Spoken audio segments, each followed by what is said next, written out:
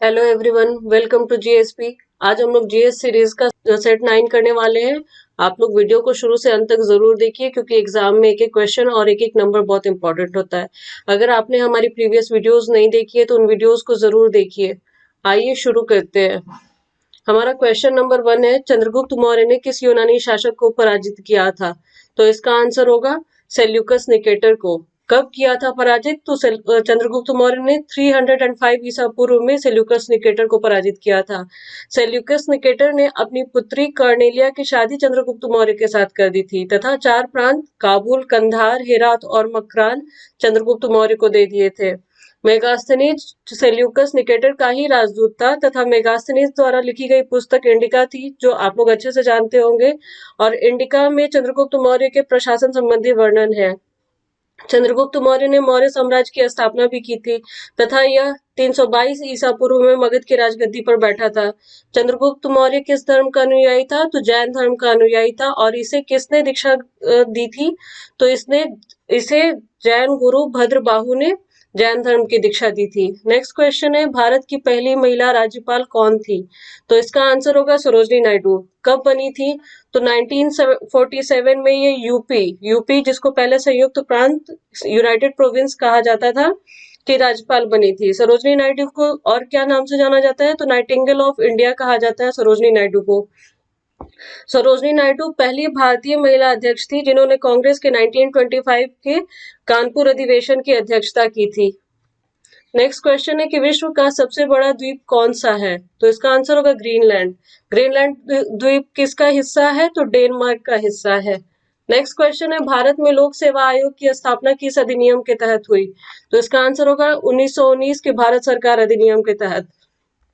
तो लोक सेवा आयोग की स्थापना 1919 के भारत सरकार अधिनियम के तहत 1926 में ली आयोग की अनुशंसा पर हुई थी। ठीक है। अब हमारा क्वेश्चन बनता है कि सबसे पहले किसने इस परीक्षा को पास किया था? तो इसका आंसर होगा सत्येंद्रनाथ टैगोर ने। सत्येंद्रनाथ टैगोर पहले भारतीय थे जिन्होंने 1863 में लंदन में हुई सिविल सेवा परीक्षा में सफलता प्राप्त की थी। और 1922 से भारत और लंदन दोनों स्थानों पर साथ साथ सिविल सेवा की परीक्षाएं होने लगी थी। हमारा नेक्स्ट क्वेश्चन है, हमारे शरीर में प्रोटीन बनने की अंतिम क्रिया क्या कहलाती है? तो प्रोटीन बनने की अंतिम क्रिया को ट्रांसलेशन कहते हैं। अगर आप लोगों को वीडियो पसंद आए तो आप लोग वीडियो को लाइक जरूर कीजिए। हमारा नेक्स्ट क्वेश्चन, डाइमेकस किसके शासनकाल में आया था? तो डाइमेकस को सीरियन नरेश एंटियोकस ने बिंदुसार के दरबार में भेजा था। बिंदुसार कौन था? तो बिंदुसार चंद्रगुप्त मौर्य का उत्तराधिकारी था। बिंदुसार को और किस नाम से जाना जाता है? तो बिंदुसार को अमित्रघात के नाम से जाना जाता है तथा बिंदुसार आजीवक संप्रदाय का अनुयायी था। आजीवक संप्रदाय की स्थापना किसने की थी? तो मखली घोषाल ने की थी। और वायु पुराण में बिंदुसार को क्या क्या नाम से बुलाया जाता है? तो वायु पुराण में बिंदुसार को भद्रसार या वारिसार कहा गया है। हमारा नेक्स्ट क्वेश्चन है, चंद्रमा की सतह और उसकी आंतरिक स्थिति का अध्ययन करने वाला विज्ञान क्या कहलाता है? तो इसको सेलेनोलॉजी कहते हैं। नेक्स्ट क्वेश्चन है, भारत के कैग की नियुक्ति कौन करता है? तो भारत के कैग की नियुक्ति राष्ट्रपति करते हैं। इस पे हम लोग प्रीवियस वीडियो में भी ऑलरेडी बहुत कुछ डिस्कस कर चुके हैं। कैग से संबंधित प्रावधान अनुच्छेद 148 से 151 में है। कैग की नियुक्ति राष्ट्रपति करते हैं, परंतु इसको इसके पद से संसद के दोनों सदनों के समावेदन पर ही हटाया जा सकता है। कैग का कार्य क्या है? तो कैग का कार्य सार्वजनिक धन का संरक्षक होता है कैग। और कैग का कार्यकाल कितने वर्षों का होता है? तो कैग का कार्यकाल 6 वर्ष या 65 वर्ष, जो पहले पूरा हो वही होता है। कैग के अलावा राष्ट्रपति और भी बहुत लोगों को नियुक्त करते हैं, जैसे कि भारत के महान्यायवादी, सुप्रीम कोर्ट और हाई कोर्ट के जजों की नियुक्ति करते हैं, यूपीएससी के अध्यक्ष की नियुक्ति करते हैं। नेक्स्ट क्वेश्चन है, आरएनए में थाइमीन की जगह कौन सा बेस प्रयुक्त होता है? तो थाइमीन की जगह तो यूरेसिल होता है। डीएनए में कौन कौन से बेस होते हैं? तो डीएनए में बेस होते हैं एडेनिन, गुआनिन, थाइमीन और साइटोसिन। आरएनए में बस थाइमीन की जगह पे यूरेसिल आ जाता है। नेक्स्ट क्वेश्चन है, मिट्टी में क्षारत्व को घटाने के लिए किसका प्रयोग किया जाता है? तो इसका आंसर होगा जिप्सम। हमारा नेक्स्ट क्वेश्चन है, हल्दी घाटी का युद्ध किसके किसके बीच हुआ था? तो हल्दी घाटी का युद्ध अकबर और महाराणा प्रताप के बीच हुआ था। कब हुआ था? तो 18 जून 1576 को हुआ था। महाराणा प्रताप मेवाड़ के शासक थे, तो इसमें उनकी पराजय हुई थी हल्दी घाटी के युद्ध में। और अकबर के द्वारा अन्य कौन सा महत्वपूर्ण युद्ध लड़ा गया था? तो पानीपत का द्वितीय युद्ध, जो 5 नवंबर 1556 ईस्वी को अकबर और हिमू के बीच लड़ा गया था, और इस युद्ध में भी अकबर ही विजयी हुआ था। नेक्स्ट क्वेश्चन है, डिवाइन कॉमेडी नामक काव्य किसकी रचना है? इसका आंसर होगा दाते। दाते कौन थे? तो दाते इटली के निवासी थे, और दाते को पुनर्जागरण का अग्रदूत कहा जाता है। दाते ने डिवाइन कॉमेडी की रचना किस भाषा में की थी? टस्कन भाषा में। और इसमें उन्होंने क्या का वर्णन किया है? तो इसमें उन्होंने स्वर्ग और नरक के एक काल्पनिक यात्रा का वर्णन किया है। नेक्स्ट क्वेश्चन है, ग्राम पंचायतों के गठन का प्रावधान किस अनुच्छेद में है? ये आप लोग बहुत अच्छे से जानते होंगे, और ये बहुत ही इंपॉर्टेंट क्वेश्चन है। इसका आंसर होगा अनुच्छेद 40, आर्टिकल 40। तो पंचायती राज व्यवस्था को भारतीय संविधान में किस संवैधानिक संशोधन के द्वारा जोड़ा गया? 73वें संवैधानिक संशोधन 1993 के द्वारा। और पंचायती राज संस्थाओं को कार्य करने के लिए कितने विषय दिए गए हैं? तो 29 विषय दिए गए हैं। नेक्स्ट क्वेश्चन है, भारत में गेहूं का सबसे अधिक उत्पादक राज्य कौन सा है? तो इसका आंसर होगा उत्तर प्रदेश। लेकिन प्रति हेक्टेयर गेहूं के उत्पादन में प्रथम स्थान किसका है? तो प्रति हेक्टेयर गेहूं के उत्पादन में पंजाब का स्थान प्रथम है। गेहूं के साथ साथ और किस किस चीज का उत्पादन बहुत होता है वहां उत्तर प्रदेश में?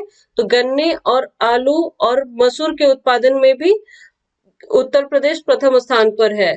इवन कुल खाद्यान्न उत्पादन में ही यूपी सबसे आगे है। नेक्स्ट क्वेश्चन है, पत्तियों का रंग पीला किसके कारण होता है? तो पत्तियों का रंग पीला कैरोटीन के कारण होता है। नेक्स्ट क्वेश्चन है, इंडियन मिरर पत्रिका का संपादन किसने किया था? तो इसका आंसर होगा द्वारकानाथ टैगोर ने।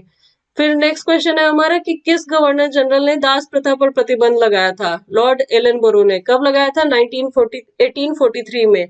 तो लॉर्ड एलन का कार्यकाल 1842 टू 1844 था, और लॉर्ड एलन ने 1843 के एक्ट 5 के द्वारा दास प्रथा पर प्रतिबंध लगाया था। एक और चीज की शुरुआत हुई थी लॉर्ड एलन के काल में, संडे की छुट्टी की शुरुआत लॉर्ड एलन के काल में ही 1843 में हुई थी। नेक्स्ट क्वेश्चन है, पृथ्वी का एकमात्र उपग्रह कौन है? तो ये आप लोग बहुत अच्छे से जानते होंगे, ये हम लोग प्रीवियस वीडियो में ऑलरेडी कर चुके हैं। इसका आंसर होगा चंद्रमा। उपग्रह या सैटेलाइट किसको कहते हैं? तो ग्रह के चारों ओर चक्कर लगाने वाले पिंडों को उपग्रह कहते हैं। चंद्रमा पृथ्वी की परिक्रमा कितने समय में पूरा करता है? तो इसका आंसर होगा 27 दिन और 8 घंटे में। एक और बहुत इंपॉर्टेंट फैक्ट है जो हम लोग पहले कर चुके हैं कि चंद्रमा के दक्षिणी ध्रुव पर स्थित माउंट लिबनीज पर्वत, जिसकी ऊंचाई 10,668 मीटर है, वो चंद्रमा का सबसे ऊंचा पर्वत है। और चंद्रमा को एक और किस नाम से जानते हैं? तो चंद्रमा को जीवाश्म ग्रह भी कहा जाता है। फिर हमारा नेक्स्ट क्वेश्चन है कि प्रेस की स्वतंत्रता का वर्णन किस अनुच्छेद में है? इसका आंसर होगा अनुच्छेद 19A। प्रेस की स्वतंत्रता क्या हुई? मौलिक अधिकारों के अंतर्गत ही स्वतंत्रता के अधिकार में प्रेस की स्वतंत्रता का वर्णन है। जो संविधान के अनुच्छेद 19 में 6 तरह की स्वतंत्रता का अधिकार दिया गया है, वो कौन कौन से हैं? तो पहला है बोलने की स्वतंत्रता, जिसमें प्रेस की स्वतंत्रता भी आ जाता है। नेक्स्ट है शांतिपूर्ण बिना हथियारों के सभा करने की स्वतंत्रता, संघ बनाने की स्वतंत्रता, देश के किसी भी भाग में आवागमन की स्वतंत्रता, तथा देश के किसी भी क्षेत्र में निवास करने या बसने की स्वतंत्रता, और कोई भी व्यापार और जीविका चलाने की स्वतंत्रता। तो पहले स्वतंत्रता के अधिकारों की संख्या 7 थी, 7 तरह के स्वतंत्रता का उल्लेख था। लेकिन संपत्ति का अधिकार जो अनुच्छेद 19F में वर्णित था, तो उसको 44वें संविधान संशोधन 1978 के द्वारा हटा दिया गया, और उसे अनुच्छेद 300 क के तहत कानूनी अधिकार में जोड़ दिया गया। नेक्स्ट क्वेश्चन है, अमोनिया को किस विधि द्वारा तैयार किया जाता है? तो इसका आंसर होगा हैबर विधि द्वारा। अमोनिया क्या होता है? अमोनिया का केमिकल फॉर्मूला NH3 होता है। अमोनिया नाइट्रोजन का ही एक यौगिक या कंपाउंड है जो जल में घुलनशील होता है, वाटर सोल्यूबल होता है। अमोनिया का उपयोग बहुत सारे कार्यों में होता है, जैसे बर्फ बनाने में, यूरिया के निर्माण में, नाइट्रिक अम्ल के निर्माण में, टीयर गैस के रूप में, सोडियम कार्बोनेट या सोडियम बाइकार्बोनेट के निर्माण में, एक्सप्लोसिव्स के निर्माण में। तो अमोनिया का बहुत प्रयोग होता है। अगर आप लोगों को वीडियो पसंद आए तो आप लोग वीडियो को लाइक, शेयर और सब्सक्राइब जरूर कीजिए, ताकि ज्यादा से ज्यादा लोग इस वीडियो को देख सके और इस वीडियो का लाभ उठा सके। हमारा नेक्स्ट क्वेश्चन है कि नेटिव मैरिज एक्ट संबंधित था, तो इसका आंसर होगा अंतरजातीय विवाह विवाह से। तो नेटिव मैरिज एक्ट का विषय था अंतरजातीय विवाह, जो 1872 में लॉर्ड नॉर्थब्रुक के समय में लागू किया गया था। नेक्स्ट क्वेश्चन है, किस युद्ध में फ्रांसीसियों की पराजय अंग्रेजों द्वारा हो गई थी? तो 1760 ईस्वी के वांडी वर्ष के युद्ध में। इसमें अंग्रेजी सेना का नेतृत्व किसने किया था? सर आयरकुट ने किया था। तो इस युद्ध में फ्रांसीसियों की पराजय हो गई तथा 1761 ईस्वी में अंग्रेजों ने फ्रांसीसियों से पौंडीचेरी को भी छीन लिया था। नेक्स्ट क्वेश्चन है, दूध का खट्टा होना किस प्रक्रिया का उदाहरण है? तो इसका आंसर होगा किण्वन। किण्वन क्या होता है? फर्मेंटेशन। तो फर्मेंटेशन किसको कहते हैं? फर्मेंटेशन एक जैव रासायनिक क्रिया है जिसमें जटिल कार्बनिक यौगिक मतलब कॉम्प्लेक्स कार्बनिक कंपाउंड्स सूक्ष्म कार्बनिक यौगिकों में विघटित विघटित यानी डिकम्पोज होते हैं। इस क्रिया में ऑक्सीजन की आवश्यकता नहीं होती है और इस क्रिया के द्वारा किसका किसका निर्माण होता है? अल्कोहल, सिरका, दही इत्यादि फर्मेंटेशन के द्वारा ही बनते हैं। एक और बहुत इंपॉर्टेंट क्वेश्चन आता है कि आप लोगों को ये चीज बताना भी है या जानकारी भी रखना है इस चीज का कि दूध दूध की शुद्धता का मापन किस यंत्र के द्वारा होता है? तो इसका मापन लैक्टोमीटर के द्वारा होता है। नेक्स्ट क्वेश्चन है, सूर्योदय से पहले और सूर्यास्त के बाद सूर्य का दिखाई देना किस भौतिकीय परिघटना का उदाहरण है? तो इसका आंसर होगा प्रकाश का अपवर्तन या रिफ्रैक्शन ऑफ लाइट के कारण। नेक्स्ट क्वेश्चन है कि भारत के किस अनुच्छेद में मौलिक कर्तव्यों की चर्चा की गई है? तो अनुच्छेद पूछ रहा है, अनुच्छेद 51A। मौलिक कर्तव्य को भारतीय संविधान में कब जोड़ा गया और किस समिति की अनुशंसा पे? तो सरदार स्वर्ण सिंह समिति की अनुशंसा पर जोड़ा गया 42वें संविधान संशोधन 1976 के द्वारा। इसे कहाँ से लिया गया है, किस देश के संविधान से? तो इसे रूस के संविधान से लिया गया है तथा किस भाग में वर्णित है? तो मौलिक कर्तव्य संविधान के भाग 4 क में और अनुच्छेद 51 क में वर्णित है और वर्तमान में इसकी संख्या कितनी है? तो मौलिक कर्तव्यों की संख्या वर्तमान में 11 है। अब नेक्स्ट क्वेश्चन आप लोगों के लिए, आप लोगों को इसका आंसर कमेंट बॉक्स में देना है। आप लोगों के लिए जो क्वेश्चन है, कर्क रेखा भारत के कितने राज्यों से होकर गुजरती है? इसका आंसर आप लोग कमेंट बॉक्स में जरूर दें और साथ ही ये भी बताएं कि आप लोगों को वीडियो कैसा लगा। Thank you. जय हिंद।